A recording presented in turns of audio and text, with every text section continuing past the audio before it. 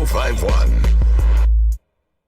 Now, after all the years that you and 50 Cent had so much animosity, and to finally, under dire circumstances, come together and not be enemies anymore, would you say that you two are? Do you speak to each other? You gotta explain that because I didn't see that coming in 1,000,001 years. Yeah. The way you guys were so disrespectful, and knowing both of you guys, I was like, there is. I thought. It seemed like you were both very even stubborn. for Chris Lighty, I thought that when y'all got on stage, I said this is gonna be fireworks. I really thought that. Well, I'm a grown man, right? And I'm a mature man, And that's why I get upset when people throw the word dawn around, because you gotta know what a dawn is. So at the end of the day is when a person passes, when a person dies, that really saved my life. Chris Lighty literally saved my life. Like, I had no hope.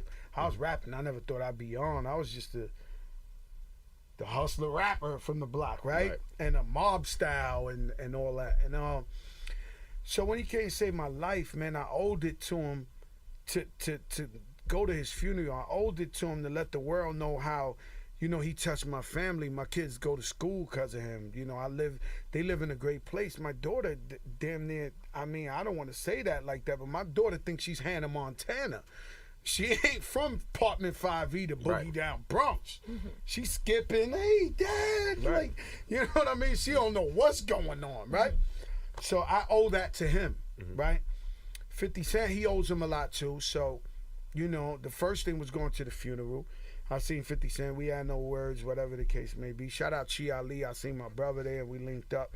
And they said do this award show for Chris Lighty. And I was like, let's go. And they was like, hey. And they said his name lightly. And I was like, all right. Because as men, the last thing I'm thinking is, I in no way was trying to be 50 Cent's friend. Right.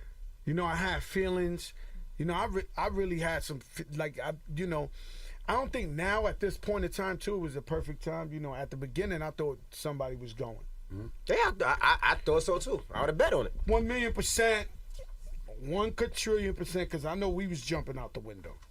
And if they were going to jump out, they were going to jump out the window, too. So I was like, all right, cool. So we going to pay homage to Chris Lighty. Me, the respectful dude that I am, I'm going to be in my best behavior to go pay respects. I really don't want to be around 50 Cent. I don't want to, you know what I'm saying? Like, somehow they put us performing back to some weird something that, but when he came, we in the trailer's right in the front. I don't even know if they set us up to pop off or something, right? So, I don't want to take nothing less.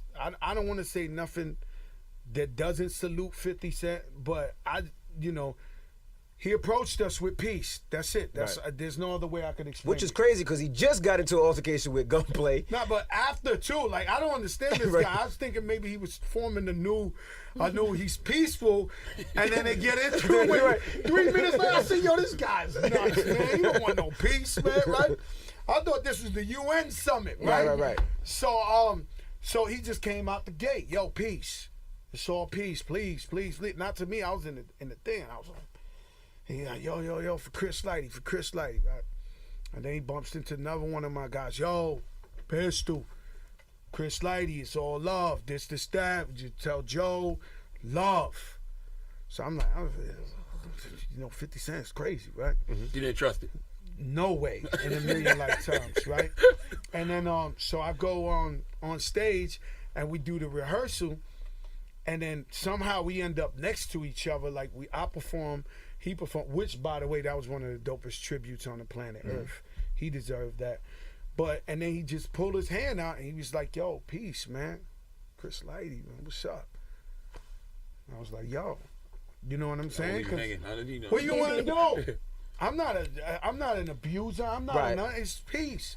And from now on, it's peace. Have you spoken to him since? It's peace, man.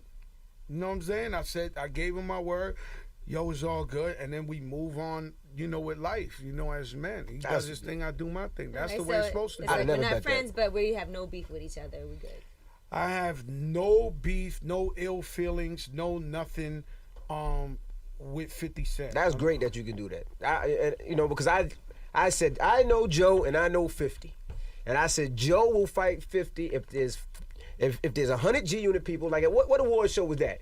And it was just Joe standing up. I think it was just Joe and Macho standing up at the award show, and 50 was on stage. I said this is gonna get nasty. They better go to commercial. Oh, the MTV Awards. Yes. Yeah, and then Joe got on stage. Was like, I want to thank. I feel so comfortable in here. Thank the 50 Cent. We don't need Security. Do they have extra security for you guys though, just in case Where? at the tribute? BT They want us Awards? to die. Hell no. Nah, they want us to die. Nah, they want us to die. I ain't gonna lie to you. I done never seen nothing like that. Now, they you know- put Israel and Palestine right in the door, right there. Like, jump out. A lot of people know They that. probably with secret cameras just like, oh, it's popping. Yeah, I mean, is every great on altercation the got World caught Star. on tape. This is going down. 50 and Like, Gunplay, Jeezy and Ross, everything got caught on tape. But a lot of people know with record labels, feuds actually help out, album sales I don't and think that promotions. helped us, and Yeah, that's what I was gonna I don't ask think you. that helped me. I don't think it really helps in 2013 because I don't want to help the hip hop police, but I just want to say that it's some tough guys in the backgrounds of every situation, and a nasty beef could turn violent. It could somebody could what I'm saying. So this ain't Kumo D. This ain't LL Cool J. Cannabis. This is the time where a lot of guys got some knuckleheads around them. You know what I'm saying? They would jump out the gate, throw themselves off the plane. You know what I'm saying? So I don't think it's really a safe thing. How often do you sit around and daydream if Pun was alive, how the game would be? I don't know. That type of stuff hurts me. You know what I'm saying? Anything that hurts me, I just try to block it out. Like, you know what I'm saying? I got a lot of pain in my life where I got, I have pictures in my mother's house where it's 14 dudes in the picture. I'm the only one alive. That's painful. That's, I remember counting, it used to be like 40 of us hanging in the projects. It was like 29 dudes dead. So when I start thinking about what it would have been with Pun, what it would have been, obviously he's a genius. He was incredible. He was one of my best friends ever. He was a loyal guy. He was a beautiful person. I'm not just saying that because people, when somebody died, they just say that. He was a funny person. He's sort of like me. If I said I gave my hand to 50 Cent, it's over, it's over. Pun was like, all right, you put me on, let's go. Like, you know what I'm saying? Right. We brothers, for real, and I really haven't found that in the loyalty and the brotherhood with Big Pun. I haven't found that nowhere. You know what I'm saying? And I mean it. I'm not just saying as a rapper something like that. So I miss that fact. What You know about I'm Pun's saying? son? What do you think about Pun's son rapping? I think he's super nice. You know would you, what would I'm you saying? think about signing him and putting him on? I personally, I can't say yes or no, but it just. I wish him the best. And all I could do is if an executive or somebody asks me, hey, what do you think? He's incredible. Or if he says, know what I'm hop saying? on God this song bless with him. me, yes, absolutely. You know what I'm saying? It's Pun's son. Me and his wife and all that. You know what I'm saying? We don't. And by the way, I gave over $1 million. By the way, I'll keep telling you that, right? So I should have a keep it real statue in the Bronx somewhere, rather than people lying on me saying I ain't look out. If I died, they probably give my family $10.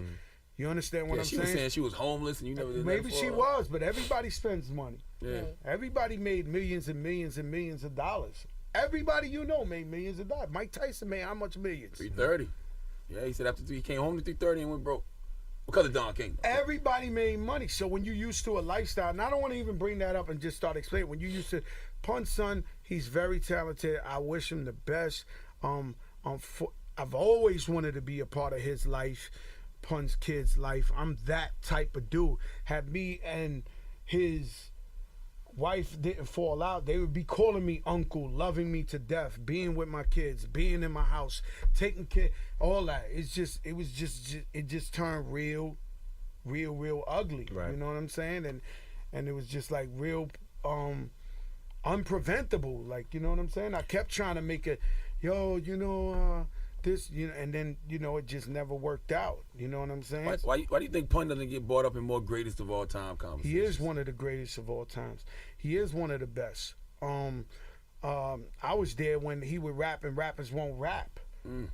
You know what I'm saying? You know how I knew Pun was nice?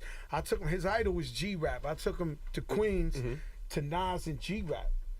And then, you know, they always look like, you know, this Fat Joe, you know, Fat Joe Real. He an all right rapper. This is a Flo Joe Day. That's my man. He keep it real. But they like, yo, that's his fat cousin Pedro. You know what I'm saying? What is he gonna rap about? Right. And then he start rapping and I seen Nas' eyes and G-Rap looking like, oh my God, like what's going on here? You know? And that's when I knew, oh my God, I better go all the way with this guy. This guy's like, he's incredible. You seem like an unbiased person, so Pun or Biggie? That's a conversation we have a lot.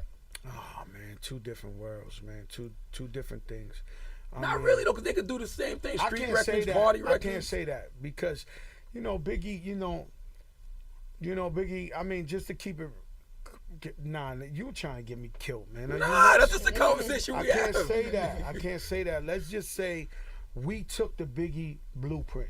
Word. Did you ever do a record with Biggie? That was a big rumor at one time that there was Me a and record. Biggie was doing an album together when he had beef with Tupac and all of them. So Biggie was like, yo, this how I blew up. People don't. First of all, I gave Biggie Smalls his first show ever in life. I took him to the Fever.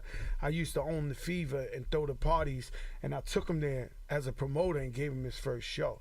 I knew Biggie. How much you gave him?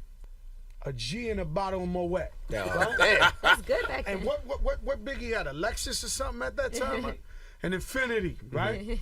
It's my brother. I love it. People don't know, by the way, Charlamagne, if you don't know, me and Biggie talked every single day. Every single day on the phone.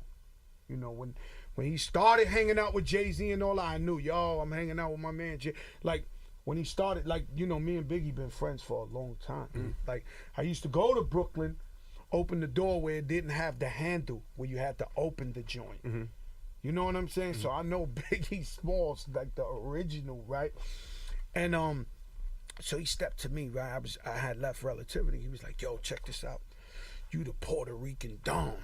And I'm the Black Dawn, and we could just and Puffy was like, yo, if you want to do it, Big, let's do it. So we actually recorded like 4 songs. I heard, where's those records? We never heard I the have no record. clue. And that, look, nobody in hip hop want to hear that now. Right.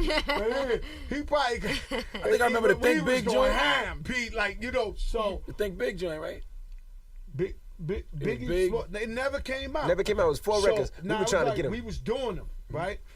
So we was in the studio every day, but this is when the Divide and Conquer comes in. Good old Craig Cowman heard that me and Biggie doing that, and he steps to me and be like, yo, check this out. I want to give you your own record label. You know, this is how the industry works. You know what I'm saying? So I go to Puff and I say, yo, these dudes offer me. I tell you the truth, I ain't even deserve it.